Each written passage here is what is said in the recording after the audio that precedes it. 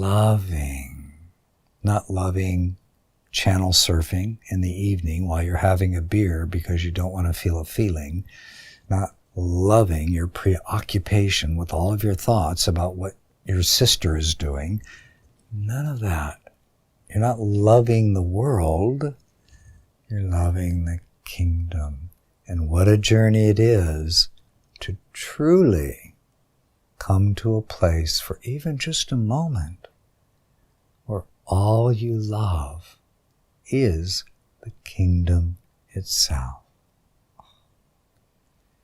Oh my God, here is bliss, here is perfect peace, here is all fulfillment, here is ease, here is trust, here is flow, here is creativity, here is transformation.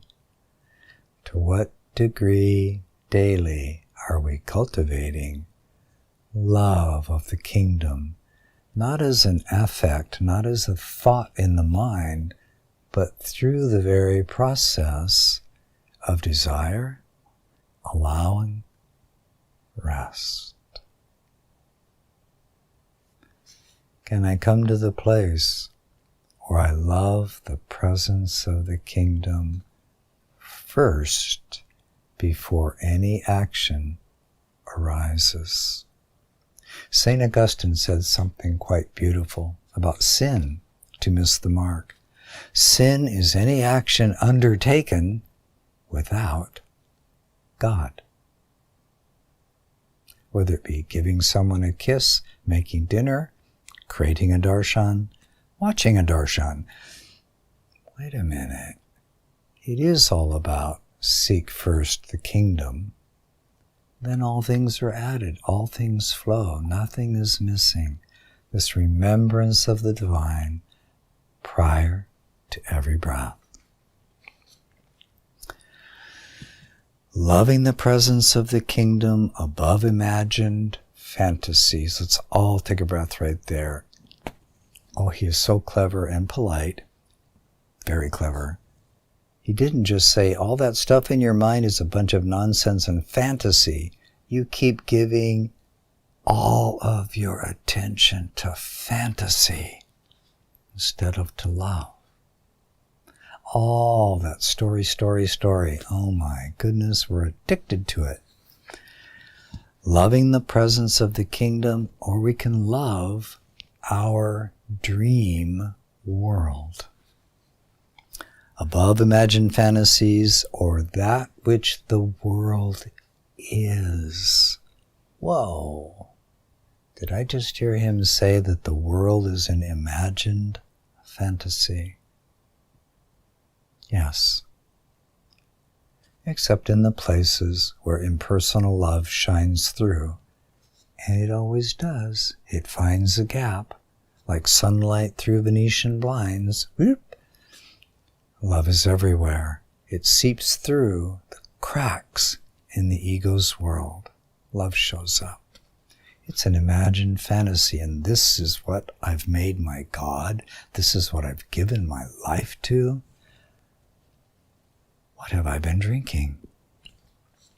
For if any man loves the world, if any man or woman loves the world, ask yourself, have I ever loved my thoughts, my perceptions, my drives, my goals, my worries, my fears, how the mind thinks, how it tries to conclude?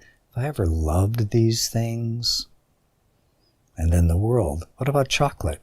If I ever loved going to the mall, oh my God, go to the mall when you're a teenager. Let's go to the mall. Distraction everywhere. Hiding. Have I ever loved the world? Yep. More than the kingdom? Yeah. That's why I keep being identified with suffering, with the belief in loss, with the fear and the unworthiness and all the rest, the ambition, the jealousy, the envy, the whirling world of the mind that keeps me distracted from the deep peace of the true heart and all the guidance and flow in life that would come through it. How many dare to accept this simple truth?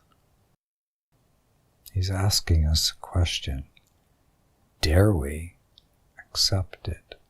If we do, it's going to undermine our attachment and our love of all that has made up our world.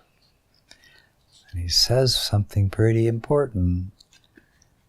It is the key, given freely to anyone who would pass through the eye of the needle.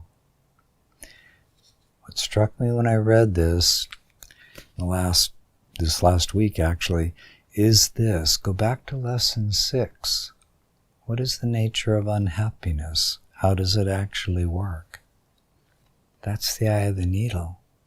To come to the place where you love the kingdom, the presence of the kingdom above all else. It is the key. If anyone loves the world, love for the Father is not in him. Yet the soul loves and knows the Father and is at rest in it. We are fragmented and cut off. The sense of self, the egoic mind, is cut off from soul in its eternal love affair with its Creator. It just loves to surrender into the arms of the Father and let life flow from there.